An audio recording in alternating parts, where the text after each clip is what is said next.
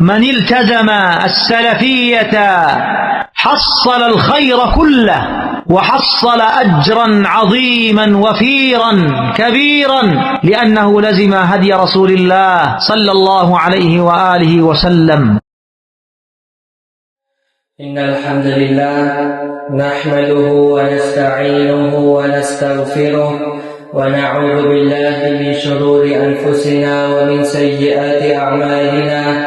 من يهده الله فلا مضل له ومن يضلل فلا هادي له، وأشهد أن لا إله إلا الله وحده لا شريك له، وأشهد أن محمدا عبده ورسوله.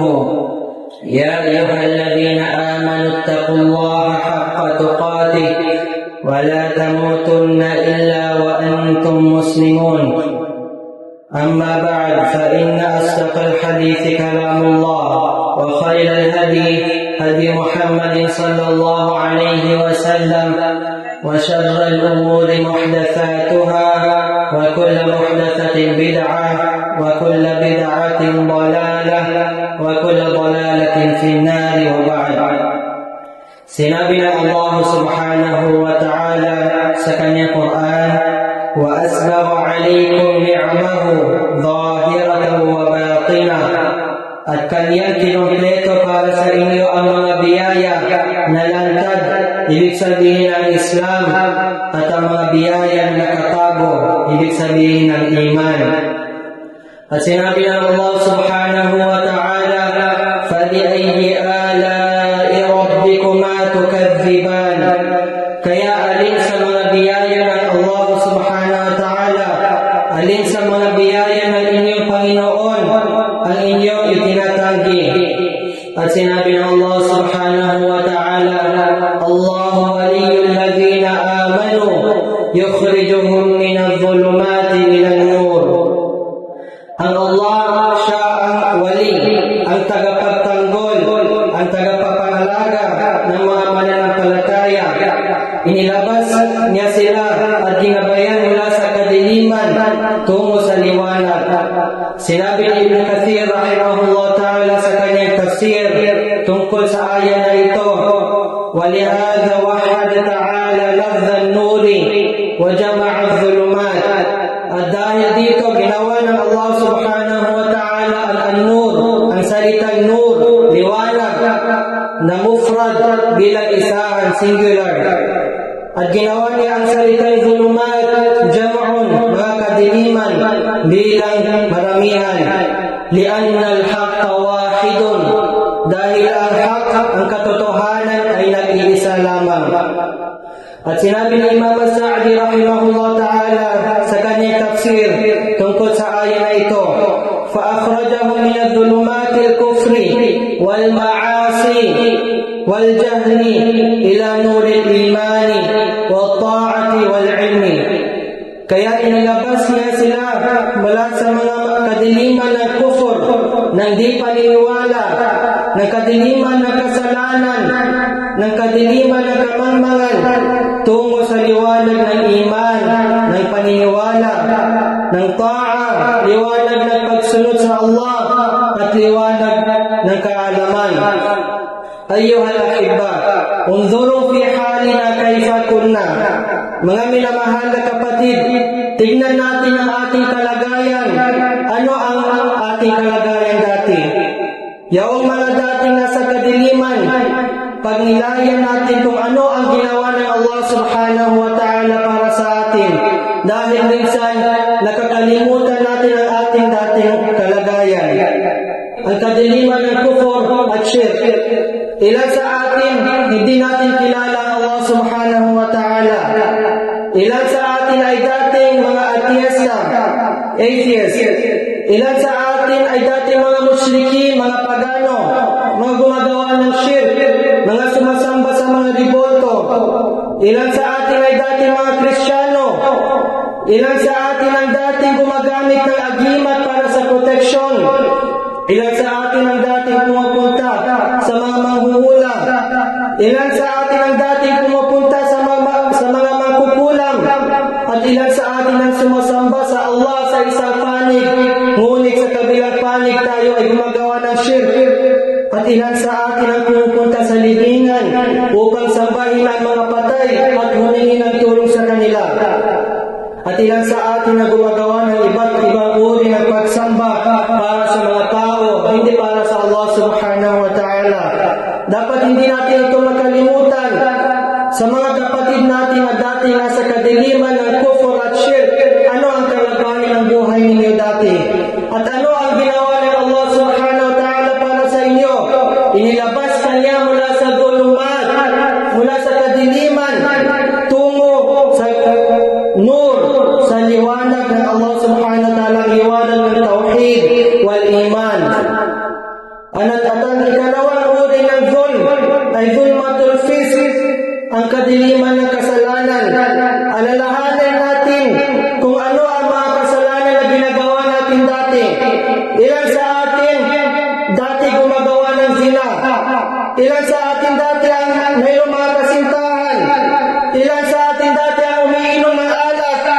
Ilan sa atin ang dati gumagamit ng mga droga. Ilan sa atin ang dati mga mujrimin sa Allah subhanahu wa ta'ala, mga kriminal sa Allah subhanahu wa ta'ala. Ilan sa atin ang gumagawa ng ghish, mga manloloko. Ilan sa atin ang dating sinungaling. Ilan sa atin ang dating gumagawa ng mga maling transaction. Ilan sa atin ang dating gumagawa ng riba, mga pagpapatubo. At ilan sa atin ang dating gumagawa ng kamalian sa mga kapatid natin o sa mga tao. At ilan sa atin ang dating nanakit sa mga tao sa pamamagitan ng ating dila at kamay. Ilan sa atin dati ay nagsusuot ng mga masisikip na mga damit. At ilan sa atin dati ay mga nakikinig ng musika. Ilan sa atin dati ay sumasayaw at kumakanta. At ilan sa atin ang dati pumupunta, mag-book ng flight para magpunta sa ibang lugar para gumawa ng kasalanan. At ilan sa atin ang dating minumuhi natin ang kapatid natin na Muslim dahil siya ay galing sa ganitong pamilya o siya ay galing sa ganitong tribo. Ngunit saan kayo ngayon? Nasa pinakamamahal na lugar sa paningin ng Allah, sa masjid ng Allah, nakikinig ng salita ng Allah, ang Quran, kasama ang mga nagsisikap na sumunod sa Allah. Tingnan ninyo ano ang ginawa ng Allah para sa inyo. At meron tayong zulmatul jahal, ang kadiliman ng kamangmangan. Ilan sa atin dati ay mangmang. Wala tayong alam tungkol sa relihiyon ng Allah subhanahu wa ta'ala. Wala tayong alam tungkol sa Propeta Muhammad sallallahu alaihi wasallam. Mas alam pa natin tungkol sa mga atleta at ang mga artista. Ilan sa atin dati ay mga mangmang tungkol sa sunnah ng Propeta Muhammad sallallahu alaihi wasallam, habang mas may alam tayo tungkol sa anong ginagawa ng mga celebrity. At ilan sa atin dati mangmang kung paano sambahin ng Allah subhanahu wa ta'ala. At ilan sa atin dati gumagawa ng bid'ah. Ilan sa atin dati naniniwala sa mga pamahiin, mga superstition. At ilan sa atin dati ay gumagawa ng taklid, pikit matang sumusunod sa mga ginagawa ng mga tao. At hindi niya alam kung ito ay tama o mali. At ilan sa atin ang dating kumukuha ng kaalaman kahit saan at kahit kanino. Anong ginawa ng Allah subhanahu wa ta'ala para sa atin? Inilabas niya tayo mula sa kadiliman. Yukhrijuhum min adh-dhulumati ila an-nur. Inilabas tayo ng Allah subhanahu wa ta'ala mula sa kadiliman ng shirk, ng kufur, ng maasi, ng fisq, tungo sa liwanag ng Allah subhanahu wa ta'ala. At lahat tayo ay mayroong iba't ibang kwento bago tayo ginabayan. Kinakailangan natin pasalamatan ng Allah subhanahu wa ta'ala. Kaya sinabi ng Allah subhanahu wa ta'ala tungkol sa ahlul jannah, wa qalu alhamdulillahi alladhi hadana lihada wa ma kunna linahtadiya lawla an hadana Allah. At sasabihin nila, lahat ng papuri at pasasalamat ay para sa Allah subhanahu wa ta'ala lamang. Dahil sa Kanya, ginabay niya kami dito at hindi kami magagabay kung hindi kami ginabayan ng Allah subhanahu wa ta'ala. Aqulu ma tasma'un wa astaghfirullahal azim li wa lakum min kulli dhanbin fastaghfiruhu innahu huwal ghafurur rahim. Alhamdulillah, wassalatu wassalamu ala rasulillah wa ala alihi wa sahbihi wa man ittaba'a hudahu amma ba'd.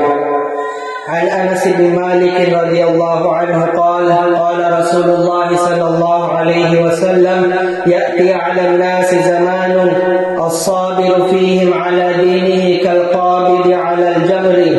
Mula kay Anas bin Malik radiyallahu anhu na sinabi ng sugo ng Allah sallallahu alaihi wasallam, dadating sa mga tao ang panahon kung saan ang sabir, ang taong may sabar na titimpi sa kanilang relihiyon, ay tulad ng humahawak ng isang nasusunog na uling. Nasa panahon tayo kung saan marami ang mga fitan, maraming tao ay nasa kaligawan at nililigaw nila ang iba mula sa mga kufar, mga di mananampalataya, sa mga makasalanan, sa mga du'at na abwabi jahannam, du'at na nag-aaliyaya ng mga tao tungo sa mga pintuan ng mga impyerno at iba pa. Ngunit alalahanin ninyo itong hadith. An Abi Hurairah anna Rasulullah sallallahu alayhi wa sallam qala hujibatin naru bishahawat wa hujibatil jannatu bil makarih. Rawahu al-Bukhari. Sinabi ni Abu Hurairah radhiyallahu anhu na sinabi ng sugo ng Allah sallallahu alayhi wa sallam, ang impyerno, ang apoy ng impyerno ay napaligiran ng lahat ng mga pagnanasa at napaligiran ang paraiso ng mga hindi kanais-nais na mga bagay. At sinabi rin ng Propeta Muhammad sallallahu alayhi wa sallam, fasbiru hatta talqawni ala al-hawd. Magsabar kayo, magtimpi kayo sa mga fitan na ito, magtimpi kayo hanggang sa matagpuan ninyo ako sa hawd, sa bano ng Rasulullah sallallahu alayhi wa sallam. At sinabi ng Rasulullah sallallahu alayhi wa sallam sa isa pang hadith, kun fi dunya ka'annaka gharibun aw ka'annaka 'abiru sabilin. Ikaw ay maging sa mundong ito, sa dunya na ito, na tulad ng isang estranghero o isang manlalakbay. Saan ang original na tirahan ni Propeta Adam alayhi salam? Hindi ba paraiso? Kaya dapat ang layunin natin ay bumalik tayo sa ating original na tirahan. At ito ang paraiso. At huwag natin gawin itong mundo bilang tirahan natin. Konting pagtitiis lang, ya Abdullah wa ya Amatallah. Konting pagtitiis lang sa pag-ibada ng Allah subhanahu wa ta'ala at pag-iwas ng mga muharramat, mga bagay na ipinagbabawal sa atin ng Allah subhanahu wa ta'ala. At ano ang kapalit nito? Ang kapalit nito ay walang iba kundi ang paraiso na walang hanggan. Mabilis lumipas ang mga araw na kumbaga ito ay isang panaginip lamang tulad na sinabi ni Imam Shafi'i. Kaya padamihin natin ang ating ibada. Humingi tayo mula sa Allah subhanahu wa ta'ala ng istiqama, ng katatagan, at hingin natin na tayo ay mamatay habang tayo ay mga Muslim na sumusuko sa Allah subhanahu wa ta'ala. Rabbana la tuzigh qulubana ba'da idh hadaytana wa hab lana min ladunka rahmah innaka antal wahhab. Rabbana inna zalamna anfusana zulman katsira wa la yaghfiru dhunuba illa anta faghfir lana warhamna wa lanakunanna minal khasirin. Aqulu qawli hadha wa astaghfirullah li wa lakum wa aqimis salat.